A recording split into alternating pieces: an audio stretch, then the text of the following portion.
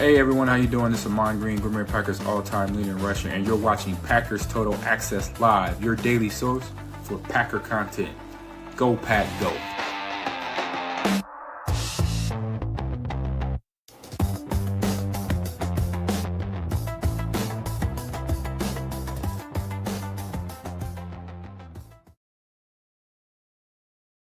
What's up, guys? Welcome into Packers Total Access. My name is Clayton. You can check us out on packernet.com. Find me on Twitter at Packers_access. It is December the 3rd, 2025, as we are quickly approaching Packers versus Bears this Sunday at Lambeau Field.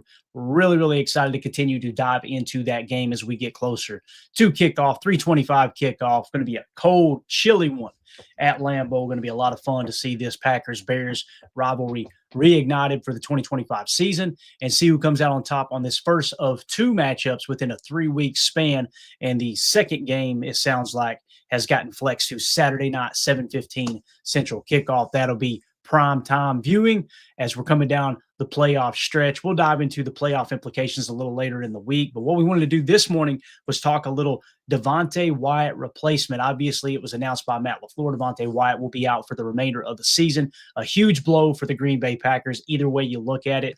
Devonte Wyatt obviously playing that 3-tech role that we talk about being a tier 1 position of importance. Now, was he dominant? No. But he was a solid football player. The Packers paid him as if he's one of the top defensive tackles in the 3-tech position across the entire league, with that 5th-year option being extended. We'll talk about how that applies to the whole situation on the backside of the show. We're going to talk who could be potentially replacing Devonte Wyatt. You know, we've kind of been down this road already earlier this season with Devonte Wyatt being out a significant amount of time, facing injuries already. That's been one of the negative aspects to Devonte Wyatt, is not being able to stay on the field. We've talked about that from time to time, right? It seems like he is constantly, banged up, and the way he plays, to me, the first thing that comes to mind for me when I see Devonte Wyatt play 3-tech is a Tasmanian devil. Like, this dude early in his career played out of control, and that's why it was like, whoa, buddy, you gotta slow down, you gotta calm down. It's not just about getting to the quarterback, it's about controlling your run fit and whatnot. And he really started to harness that this year, and it looked like he was taking a big step forward, in my opinion. It sucks that he's out for the remainder of the year. So we'll dive into all that. Before we do, if you guys would do that YouTube stuff for me, hit like, hit subscribe, click that bell icon so you're notified when we go live here in the future. And again, if this is your first time tuning into PTA, welcome. Thank you for making us a part of your morning. We're not experts, we're not insiders, we're not media members, we're fans just like you, breaking down Packers talk on the daily. Multiple live streams a day. You'll also get this in video form. You can also get it in podcast form over at Packernet Podcasts, wherever you get your podcasts as. So let's waste no time. I know the chat is already falling in here. Appreciate everybody jumping in. We got Bates in the house. We got Sean Farva in the house. Mike Berry, good to see you, sir. Nick McSwain, tip of the cap to you. We got Adam in the house. Says Bears fans are going wild on Twitter. It's insane. I love it. Keep it coming. Keep it coming. We've been bookmarking tweet after tweet after tweet after tweet. You'll see nowhere where we have tweeted out, oh, the Packers are going to win this game. We talk about the positives. We talk about the negatives. We talk about where they may have the edge, where the Packers may have the edge. And Bears fans think they've got this one locked up. You know what? They may win this ball game, but if they don't, the Packers, I think, opened at 6-point favorites. You guys know you got to throw that out the window when it comes to rivalry games and divisional games. But man, oh man, if they lose this game, bookmarks will flow like the geese of Capistrano on Monday morning. I promise you. Victory Monday will be sweet if it does unfold that way. Let them talk, Adam. Let them talk. Say, hey, good point, and move along. Good point. Move along. Make sure you hit that bookmark, though. Send it my way. We'll make sure we have fun with that if the Packers do pull out a dub here at Lambeau Field. All right, let's waste no time. Get into it here. Devonte Wyatt. Obviously, the Packers lose Devonte Wyatt for the season. Who steps up now? Next man up breakdown. All right. You guys can find this over at Patreon. Again, it's the best way to support what we do here at Packers Total Access is join our Patreon community, patreon.com/Packer Fan Total Access. $3 get you access to everything. We do, extensive breakdowns over there. We've got the main thing I want you guys to understand about our Patreon community is exactly what that is, the community. being able to connect with other PTA fans, and we're in the chats as well. It's a good way to get in hold of us with direct messaging, things like that. It's just an awesome little community that's come together really because people wanted to support the show. It had nothing to do with extra content at first, and now we're going to continue to try to give you guys extra content as we move forward. So appreciate everybody who's a member over there at patreon.com/Packer Fan Total Access. Let's go. Let's get into it. Let's talk with sacks. Everybody's obsessed with the defensive line sacks, right? With the sack in the quarterback. It's one of the most important statistics in football. Obviously, negative net gain on the play, taking a team off schedule. Sometimes you get the strip sacks, which leads to fumbles. Obviously, the ever important turnover ratio that we always talk about on this particular program. But let's talk sacks for a minute, okay? Now, keep in mind, this does not include Micah Parsons because for whatever reason on NFL Pro, they've got him listed as a linebacker. It's because he plays a little stack backer. He'll play a little joker one. He'll move around a touch. So Micah Parsons leads the way with 12.5 sacks, obviously, right? Now, when you get into some of the other guys here, Rashawn Gary, second on the team with 7.5 sacks. All right. Devonte Wyatt was third on the Green Bay Packers with 4 sacks. That doesn't include the traditional stack backers. So I don't think there's anyone who's got more than Devonte Wyatt's 4 sacks. Then LVN, Kingsley Enagbare, Carl Brooks with a half a sack. You got Baron Sorrell with a half a sack, Warren Brinson with a half a sack, and then no one else has a sack on the team. Now, I want to really key in on interior defensive tackle. That's what we're trying to replace with Devonte Wyatt. Who best fits that role to fill in that 3-tech position? When I say 3-tech, guys, what we're talking about is we are talking about playing in between the guard and the tackle, okay, essentially the B gap. And when you hear us mention technique, this is what we're talking about. Notice the numbers lined up on the top of the screen, okay? You got the offensive line position. You got the gaps identified on the bottom of the screen grab, C gap, B gap, A gap, A gap, B gap, C gap, D gap, okay? D gap obviously being the outside shoulder of the attached Y tight end. Now, when you look at the 3-tech, notice where it's at. It's in between the guard and the tackle. Now, you also get a 4-eye look, which plays the inside shoulder of the tackle, same as a 2-eye look, the inside shoulder of the guard. But what Devonte Wyatt was essentially playing the majority of the time, not always, was 3 to 4-eye. That's what he would play. Occasionally, he'd play a little 2. It was rare you seen him in the 1, although in this game against the Lions, you did see them shift a couple times. Devonte Wyatt seen something he liked. He told Brinson, hey, kick over. So Brinson would kick over to the 3 to the 4-eye, and then Devonte Wyatt would take on the 1-tech. At one time, he played 0-tech as well. So he played what we call nose or a little bit of shade there. Just wanted to kind of let you guys know what we mean when we say 3-tech. So that's the position we're looking to fill predominantly is the 3-tech spot. I kind of group 3-tech in with 4-eye because you're accomplishing the same thing. You're looking to split the B gap between the tackle and the guard, and typically you'll put your best edge rusher, if you only have one really, really good edge rusher, you'll put him opposite in a wide 9 or a 7, okay? So you're forcing the offensive line. Do we slide the protection to that dominant 3-tech? Do we slide that protection to the 9? That's essentially what you're looking to do. So in terms of sacks, who's leading the way in terms of interior defensive alignment? It was Devonte Wyatt with 4 sacks. That's the biggest loss we got. Carl Brooks has been banged up, right? He's only played 387 snaps here, but a half a sack on the season. Warren Brinson, a half a sack on the season. So you got to kind of look at these numbers, go, okay, Kobe Wooden is your traditional nose tackle. We talk about that. He's played in all 12 games. He's 392 snaps, right, on the season. So you can kind of see the even rotation they've got here. Wyatt has played a total of 359 snaps. Carl Brooks has played 387, which is wild to think about, right? He's only played in 11 games, but remember, Devonte Wyatt only played in 10 games. So we're going to break down some percentages here in just a second, kind of give you guys a little bit better idea. So that's just kind of the snap workload there, right? Now, Warren Brinson has played pretty darn good football, but only 114 snaps. So you got to really, really take that into consideration. So we should be getting Carl Brooks back soon. Hopefully that'll help fill this void a little bit, but let's dive into some of the numbers here. Let's talk defensive line quarterback pressure. Again, not listed as Micah Parsons. He leads the way with a 20% pressure rate, according to NFL Pro Next Gen Stats, GPS tracking. Unbelievable number there. Who's next? Across the entire defensive line, Lucas Van Ness, 13.7%. It's going to help a lot when we finally do get him back because he plays a little 3-tech when we break out our what we call our cheetah package, right? Which is essentially we'll only have one defensive tackle, which I would imagine will be Kobe Wooden or Warren Brinson until Carl Brooks comes back. And then you put an extra edge rusher in the 3-tech. That was LVN's role before he got hurt. Now it's turned into Enigbare's role a little bit, which has kind of played into a nice little hand for Jeff Hafley to be able to play some fire zone blitzing and drop 55 into coverage, what we call 55 drop with Kingsley Enagbare. Okay. So again, Lucas Van Ness, 13.7%. Warren Brinson, guys, of all the defensive tackles, including Devonte Wyatt, his quarterback pressure percentage, according to NFL Pro, 13.2%. Guys, Devonte Wyatt, to put that into perspective, is the next defensive tackle at 7.7%. Now, again, Warren Brinson, only 114 snaps, right? Only 68 pass rush snaps. So it's a small sample size, but he's got 9 quarterback pressures off 68 pass rushes. All right. So taking that into consideration, listen, Devonte Wyatt is our best interior defensive tackle. Please don't take me the wrong way here.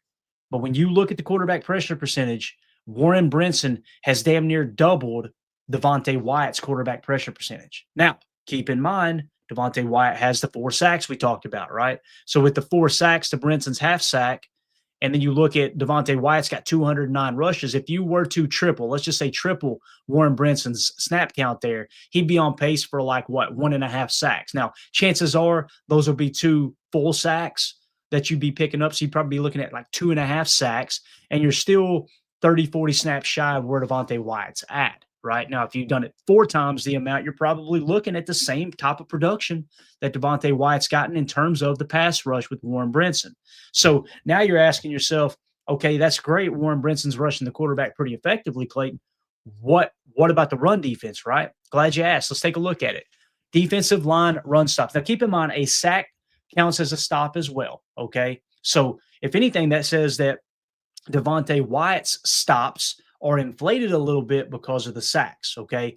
And maybe Warren Brinson's are down a touch because he doesn't have any sacks. So these are or he's got a half a sack. These are predominantly run stops. So I list it as stops, but really when it comes to interior defensive linemen, you can kind of look at them at run stops. The large majority of them are run stops, and you're getting into splitting hairs if you're looking at anything different, okay? So again, run stops. Rashawn Gary leading the way, surprise, surprise, with 30 run stops. Kobe Wooden, 27 run stops. So Kobe Wooden is your run stuffer. He's your one tech. Here's your nose. Here's your shade, right? He's that guy that's filling the middle of that defense and allowing other defensive tackles to kick out to the 3 tech and get after the quarterback. Devonte Wyatt, 20 stops. Kingsley Enagbare, 16. Carl Brooks, 11 stops. That's a solid number right there. Lucas Van Ness with 8, Warren Brinson with 5, and then Baron Sorrell and Nazir Stackhouse with 4. Now, let's talk about run stop rate, because you see those and you go, oh, no, Warren Brinson, only 5 stops. But again, look at the run D snaps, guys, 44 run D snaps. So when you break it down, the run stop rate is actually closer than you think. Devonte Wyatt's run stop rate is 13%. Now, keep in mind that includes the sacks, so it's a little inflated. It's probably in the 12th percentile there, right?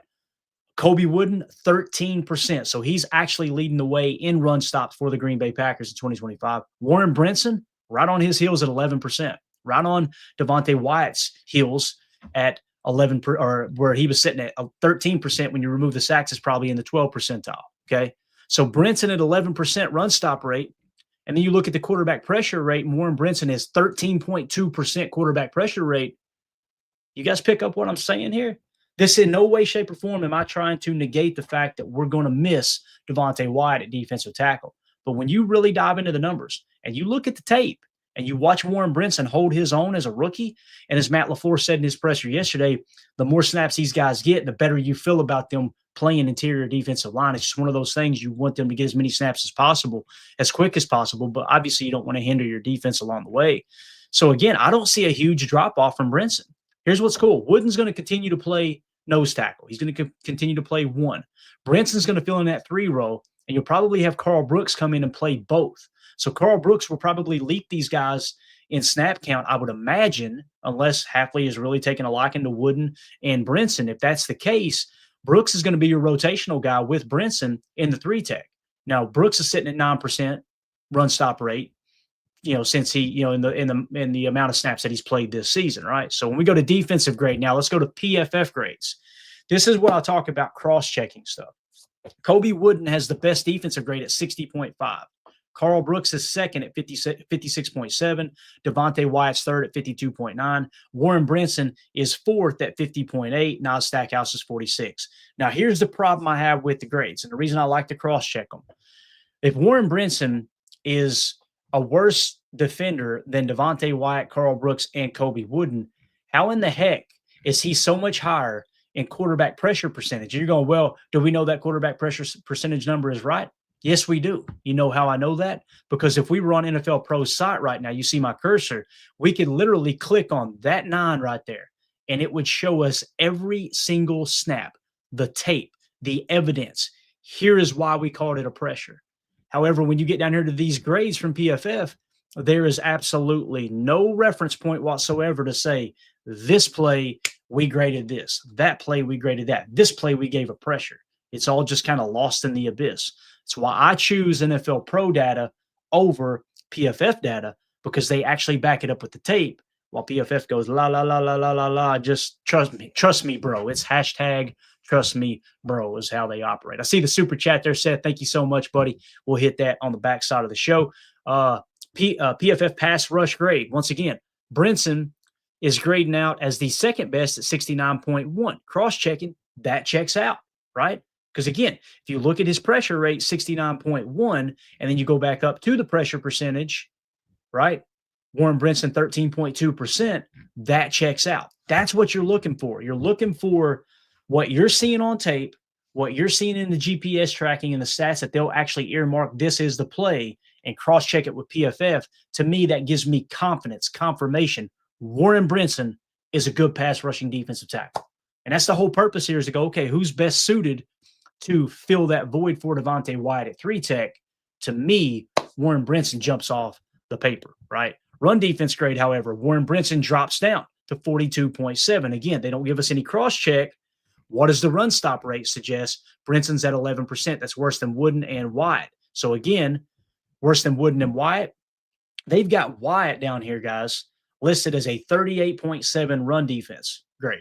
So you would look at that if you only follow PFF and say, all right, Devonte Wyatt is a good pass rusher, horrible run defender. If he's such a bad run defender, then how in the hell is his stop rate 13%? The 4 sacks inflated a little bit, but he's still in the 12th percentile, which would put him second here. He should be right behind Wooden. So again, I'm not saying you should take NFL Pro data as the gospel. I'm not saying you should take PFF as the gospel. Take it all, throw it in together, and you make your own determination of whether, okay, yeah, after I watch the tape, I agree more with NFL Pro than I do these phantom grades from PFF that we don't have anything to reference off of, right? Now, another thing I take into consideration when we're trying to decide okay, how valuable is a player? Okay, PFF may say they're great. NFL Pro data may suggest they're not. The tape may not look good. Another factor that I take into consideration, I use the tape and NFL Pro data as one source. I use the PFF grades as another source. And then I use how much money is the team willing to pay this player as another source. You take those 3 things and throw them into a bucket. It tells you how good that player is, how valuable that player is for the team. As I always say, like in business, if you want to know how much you value something, right? You want to know where someone's priorities lie. I heard a business partner of mine say this years ago. You look at their checkbook and their calendar. Where are they spending their time and where are they spending their money? That's the most important thing in your life, most likely. Okay. If you're not spending time with family, guess what? Don't claim to be a family man. If you're if you're not spending money on family or maybe a cause that you want to give to and you just like to go buy flashy things, probably somewhat of a selfish person, right? That checkbook will tell you where the money goes to. Truth hurts. I've been there. Got the t-shirt, right? Trying to be better every day. But the point is, with Devonte Wyatt, look at what the Packers tagged him with next year. Now, again, he can work out a contract and try to, minimize the damage there, because this is a fully guaranteed $12.9 million contract next year. That's the 5th-year option on the first-round pick. So it tallied up to $12.9 million cap hit. Again, you notice the dead cap is 12.9. It's fully guaranteed. Now, you can work out a contract extension and try to include that as a part of the guaranteed aspect of a 3-year deal or what have you. But the problem is, next year, Devonte Wyatt turns 28 years old. He just battled another injury. Is Devonte Wyatt going to be here in the future? Last year, I would have said, yeah, right? Now you got another injury that's piled on. You got to kind of play that by ear. But the point here is if you're willing to tag him with $12.9 million fully guaranteed next year, that tells me the team thinks really, really highly of Devonte Wyatt. So when you take that into consideration, you take the NFL Pro data, the sacks, the pressure percentage, well, not the pressure percentage, but the run stop rate, it's kind of showing he's a better run defender than we give credit for. But when you look at the quarterback pressure percentage here, according to NFL Pro, that quarterback pressure percentage, guys, at 7.7%, that's not that good. However, is it that Warren Brinson is so damn good that he's tilting scale a little bit? So, writing on the wall, the purpose of this video was to identify who's best suited to take over for Devonte Wyatt the majority of the time at 3-tech, even though there's a heavy rotation. For me, hands down, it's Warren Brinson. But I'm keeping an eye on Brinson for the rest of the season going, you know what, guys? There may not be a long-term contract extension for Devonte Wyatt if Warren Brinson continues to take a step forward because he's playing pretty good football. Now, again, somewhat minimal snaps. He's only played 114 snaps, but just keep your eye on Brinson. Look for Carl Brooks to come back from injury as well. Let's wrap up with a couple comments. I'll hit that super and we'll get out of here. Tyler McCarty in our Patreon group says getting LVN back and Jaden Reed will help tremendously. Completely agree. LVN, you can press more into that cheetah package with only one defensive tackle to minimize the loss of Devonte Wyatt, right? So that's going to help a lot. Now, when will he come back? Time will tell, right? Hopefully it's sooner rather than later. Just make sure he's healthy. Jennifer Wright said it's Bulldog season for both Stackhouse and Brinson. The clip of Stack having the kid touch the rim at Dick's Sporting Goods and the kids taking out the display is more Stackhouse gold. Just need him to do that to the Bears offensive line Sunday. Yeah, and Stackhouse is one of those dudes. He's a big body. He can fill a gap, right? His run defense grades a 44.1, his overall grades a 46, his pass rush grades a 56. So you haven't truly seen it on the field yet, Jen. God, I love that dude. I want him to be here long term. I want him to be a great player because his personality, everything about him. You can tell the teammates love him. They kind of gravitate toward him. He's one of those young dudes that's just fun loving. You need those guys on your ball clubs. You got to have that to kind of keep things even killed. But again, Nas Stackhouse, when you look at 4 stops on 65 run snaps, right? So not a great percentage. Actually, we had the percentage, didn't we? Let me go back here. Yeah, Stackhouse only a 6% run stop rate, right? That's what's beautiful about Kobe Wooden. Typically, when you play 1-tech, guys, you're kind of plugging that A gap, and you're just kind of holding the point of attack. You're not necessarily 2-gapping, but you're kind of the anchor point, right? You're not making a whole lot of tackles for loss and things like that typically. Now, in a 34, absolutely. But in a 4-3, you're a little more aggressive with a 1-gap approach if they're not throwing in some mixes of two backs. But with Wooden, 13% run stop rate playing 1-tech is pretty darn impressive, in my opinion. Like, that really stood out to me. Now, Stackhouse, who comes in for him occasionally, right? Or they'll kick Wooden over and bring Stackhouse in to play 1-tech. He's only at 6%. So we got to see more from Stackhouse, Jen, definitely, right? But again, just it's really, really cool to kind of see some of the young guys step up. It sucks that our boy Devonte Wyatt obviously got hurt. You never want to see that happen, but it's next man up, and he knows that as well as anyone. Everybody in the league knows, look, injuries are going to happen, man. They are going to happen. I'm going to hit these Patreon chats real quick over in our questions for the show. Another perk of being a member in the Patreon group here. Let's just hit a couple of them random fire here. Pack 90 says, at this point in the season, do you feel looking at the last 3-game team ranking stats give a better indication of how well a team is playing instead of looking at the entire season averages? I think it's very fair to say that, Pack 90. We try to kind of reference those from time to time. But also you got to think the league is very cyclical. What was working in the first quarter of the season stops working at the halfway point because teams got the tape and they start to catch on, right? And then all of a sudden you have to change your game plan. You may get your numbers amped back up, and now they adjust. Now you go back to what you're doing the first quarter of the season. So I think both are important, the entirety of the season and the last 3-game saturation as well. So great point there. Ron Sample says, with Ben Johnson knowing the Packers are going to be focusing on the run after watching the Philly game and talking his passing game down in a press conference, should we expect the Bears to start the game throwing the ball around the field? I don't think I would expect that. I think they would try to run the ball, although that might be the approach they take. I kind of hope they do because the Packers' pass defense is even better than the run defense. And Ben knows that. I think what Ben will try to do is create extra spacing with creativity within their run game, showing stuff that they have been doing, but doing the opposite. Again, that's what Matt LaFleur always talked about, the illusion of complexity with simplicity at its base. You're still attacking the same space. You're still attacking the same running style. You're doing it out of different looks with different motion and different sugar, if that makes sense. But yeah, I think that's a fair assessment. I wouldn't be surprised if they come out and try the short passing game early on. Pack Rob in the chat says, Dirtbag watch. We got Craig Rolstad is the head ref for us this week. What a damn dirtbag, man. What a dirtbag.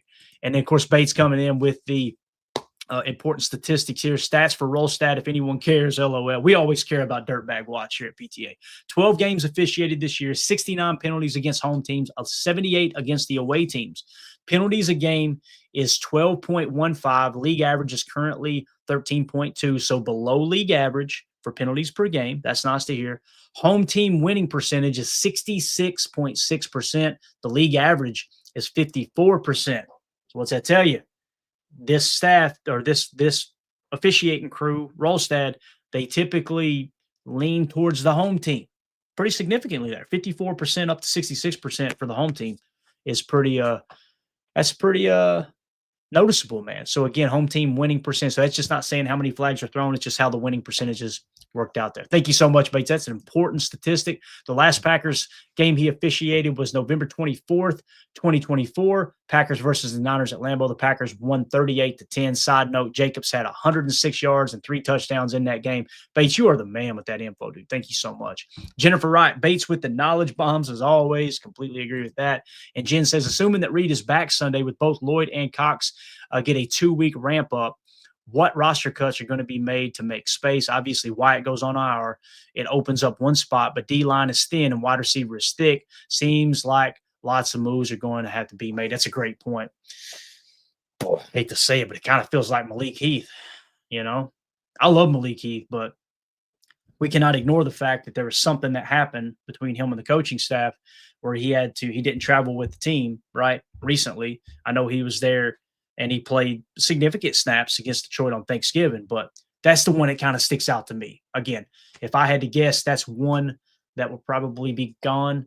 At least try to get him over to the practice squad. But again, man, you may value Malik Heath so much in his run blocking and other aspects of his game that, you know, you keep him around. So anyway, thanks to everybody in the Patreon group. Let me hit the super chat again. Seth, thank you so much for the super chat, buddy. I miss Tuck Norris, especially this week. Amen, Seth. Love to see our boy Tucker Kraft running through a Chicago Bears face, man. It sucks. We knew it was going to be a huge hit when Tucker went down. And that's why you got to tip your cap to Jordan. You got to tip your cap to Matt LaFleur and this entire offense picking up the slack. And we know Tuck's still around. Unlike what Romeo Dobbs said, he's in a better place.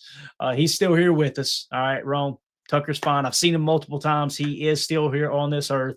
But yes, Seth, I miss him too, man. And all I can say is the only thing I can really lean on is the comeback story. It's going to be a hell of a story, right? Going to be a hell of a story to tell. And I appreciate the super chat, buddy. All right, guys, I had to get out of here. I told Mandy 15 minutes to do a show so we can go shopping, do a little Christmas shopping. And here we are at 28-minute mark. She's probably already left the driveway. So thanks, everybody, for jumping in here. Do me a quick favor. Hit that like. Hit subscribe. If this is your first time tuning into PTA, thank you for making us a part of your morning. Make sure you click that bell icon so you're notified when we go live in the future. And listen, you're watching this video back later, let me know in the comments right now. Let me know in the comments, what do you think about this defensive tackle position shakeup? Who's going to replace Devonte Wyatt? Can you replace Devonte Wyatt? Is there a free agent you might want to go try to take a look at? Maybe there's somebody on the practice squad, a James Esther, or somebody like that you want to try to promote and give them a shot. We want to hear from you in the comments, so make sure you hit like on your way out. Everybody have a great day. We will see you later this afternoon, maybe about 2 o'clock for another stream. We'll see how it goes. But my name's Clayton. This is PTA. Go Pack, go. Here we go. Bye, guys.